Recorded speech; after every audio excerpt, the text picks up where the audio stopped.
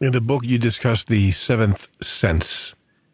It may be that certain types of phenomena that have in the past been attributed to psychic powers or gut reaction or instinct are really functions of the seventh sense. If so, then how do we train this sense? And what is this seventh sense? Yeah, it's a complicated subject. Because as part of my research into the way of the warrior, I wanted to, like it's like a Jedi Knight. They have the power of telekinesis and the power of telepathy. Of course, I investigated that. Back in the old days, was called parapsychology, right?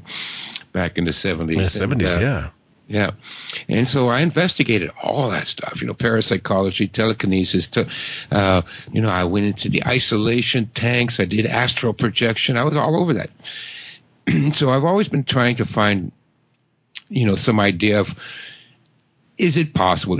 Can it be real? Now, I'm still very, very skeptical, but here's what I did learn, and that is that the senses that we have now are capable of perceiving way more than we perceive.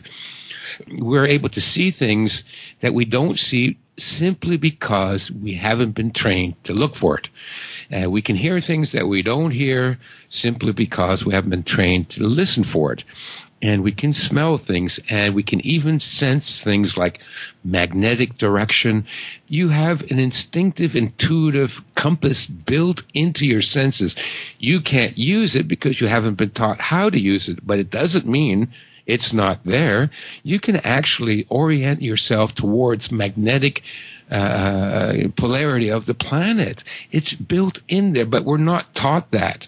And so all of these senses, and there's senses that may exist that are subconscious to the ones we have. But even with, and we know through scientific evidence that these senses exist. We know that humans can sense magnetic fields. We know that humans can sense chemicals in the air as descriptive and as specific as you can smell when someone wants to ask you a question, because they give off, I want to ask a question, smell. I mean, it's amazing what our existing senses are capable of. We don't sense it. It doesn't come to our cerebral cortex, our forebrain, because it's filtered out. We're not taught how to do that. Probably the educational system is a great hindrance to developing our senses to its full capacity. But it doesn't mean it's not there. So it may exist at a subconscious level, and that they would combine to give you the powers associated with, being able to read minds, being able to sense danger. That's always one of the most famous memes in the martial arts, where, the ninja warrior or the samurai warrior can tell when somebody's hiding behind a tree, right? Well, how can he tell he's hiding behind a tree? What was it? Did he hear him? Did he smell him? Or did he sense the magnetic fluctuations of another human body in the field of the Earth's polarity, which is what I think is possible that you can do. You can sense these things.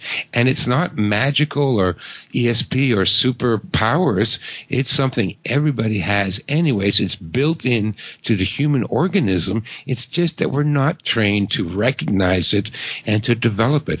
So the sixth sense is the combined higher functioning of all our senses that is filtered in the early stages of perception, way back into the hippocampus.